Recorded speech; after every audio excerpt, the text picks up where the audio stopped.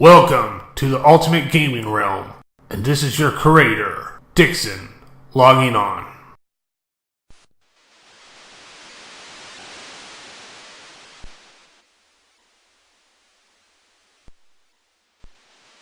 Summertime is already here now. Woo! How's it going, everyone? This is Jason from the Ultimate Gaming Realm, welcoming you all to my very first episode in this side series, the Summertime Games. And I'm starting off to where I begin in my life of gaming, which is the Nintendo Entertainment System, also known as the NES. Now, I'm not exactly going to be doing a gaming history in order by episode. I just think it would be really awesome to kickstart the sub-series off with the first game I started out with. That game is T&C Surf Designs, also entitled as T&C Surf Designs Wood and Water Rage. For those of you who don't know what T&C stand for, or know the backstory of T&C, then I'll tell you. T&C stand for Town and Country. It's a surfing shop for surfwear and surfing accessories, and it was founded in 1971 in Pearl City, Hawaii, and they're currently still in business as of today. They got much more bigger in the 80s, especially with shirt designs featuring The Boys. The Boys surfing cartoon characters, including the main mascot, Thrilla Gorilla, was designed by Steve Nazer. Now, the T&C Surf Designs Wood and Water Rage game was released in 1988, developed by Atlus and published by LJN.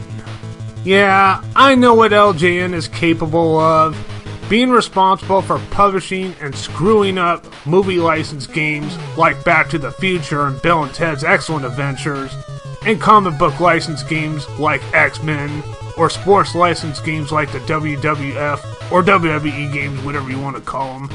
And I fully agree for the most part, but sometimes there are exceptions in somewhat way. In some games, I find them quite underrated, like T&C Surf Designs, for instance. Well, come to think of it, not only this is my first summertime game review, but my first LJN game review period. And it's one of the good ones that LJN had to offer. Now let's play the game and see how it holds up today. Here's the title menu with these ambient ocean sounds in the background. I guess the game was actually released in 1987. I know I said 1988, but close enough. T&C Surf Design is a take-turn two-player game, like Super Mario Bros., which is pointless because I would rather have a two-player competition or a two-player cooperative type of game. So it's a one-player game to me. Now there's 3 game modes to choose from. 1. Street Skate Session, which is skateboarding mode. 2. The Big Wave Encounter, which is the surfing mode. And 3. is the Wood and Water Rage, which is an alternating challenge of both of the first 2 modes. So all you do in this game is skate or surf. And there's 4 characters in the game. The skateboarding characters are a tribal native wearing a mask named the Tiki Man, and a 50s style character with a pompadour with 80 sunglasses character named Joe Cool. And the surfing characters are a cat wearing a tuxedo named Cool Cat, both names starting with a K, Cool Cat.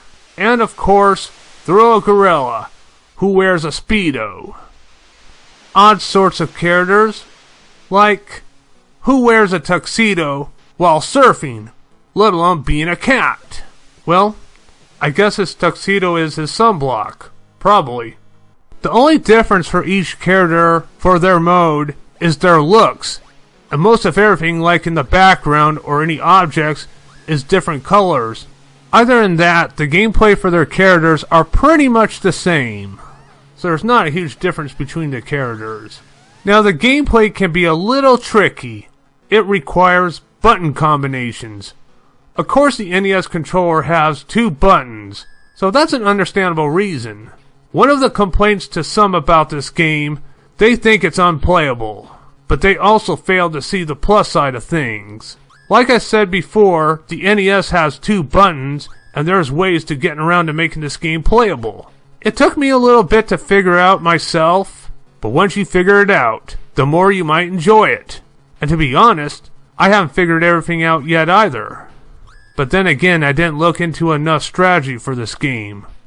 The main purpose of skateboarding is getting to the finish line by jumping over obstacles, avoid getting hit by moving projectiles, avoid falling into cracks, avoid falling off your skateboard, and on your way to the finish line, rack up as much points as you can by getting coins and doing unique jumps.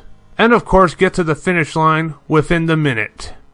From the beginning of the race you have 1 minute to get through, but the more you do, the more the time extends and the more extra lives you get. By the way, the life points are on the bottom right of the screen, which are a white and orange yin-yang signs. It took me time to figure out some maneuvers, but once I figured them out, I started kicking ass at it.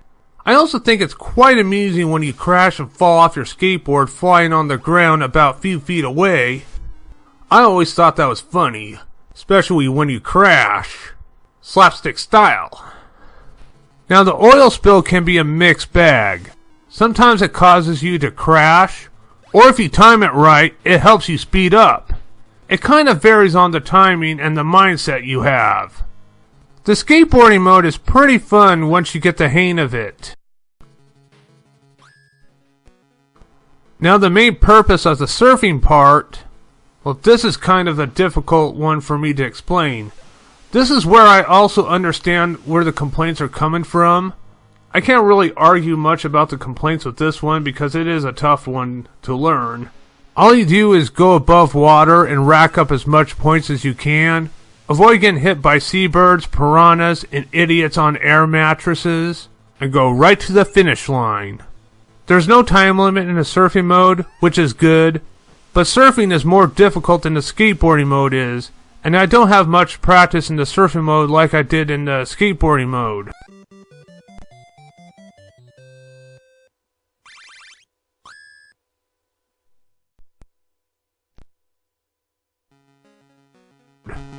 Now the music is totally rad. Even though there's one song during the gameplay and it plays over and over again until you finish or fail, it's still enjoyable to listen to. The end of the race music and game over music's good too. T&C Surf Designs by LJN for the NES. It is what it is, and I think it's totally an underrated gem from the classic NES era, and I personally recommend it. The NES cartridge is really cheap and easy to find. I would totally go for it. Really quick, I want to talk about the sequel, which was released in 1992, called T&C 2 Thrilla Surfari. Again published by LGN, but this time developed by Sculpture Software. Unlike the first T&C game, which the first one was more of a sporting type game, Thrilla Surfari is more of an adventure game this time. The main plot of this game is that you're a feral gorilla and you have to save your girlfriend named Barbie Bikini from the witch doctor named Wazulu. Now I haven't made nearly enough progress in this game as of today because during 1992 I was looking away from the NES in a different direction of gaming. So I didn't even know that the sequel existed until later years. I kinda think it's a neat idea to make a sequel into an adventure game, but the huge issue with this one, it's super difficult. You always lose a life when falling off the skateboard, which is nonsense to begin with, because if you do fall off a skateboard in any other adventure game, you can always get back on and continue. It might hurt when falling off the skateboard, but it shouldn't kill you. Unless if you fall into a death trap, and that would make more sense. But just falling off on your ass doesn't. And here's the worst part. Like other common LJN games, there's no continues. And that sucks. If there's no continues in this game, then you're screwed. But the good news is, there's an infinite lives code. Now that helps. Now, getting Thrilla Surfari cartridge is not easy to come by like the first one, but if you manage to find the cart for a good deal, then I'd go for it. But it's not really worth paying an arm and a leg for one, unless if you're a serious collector. Well, that's pretty much it for the first episode of Summertime Games. hope you're all enjoying your summer so far. Please do leave a comment below. Until the next time, surf's up, dude. This is Dixon of the Ultimate Gaming Realm logging off.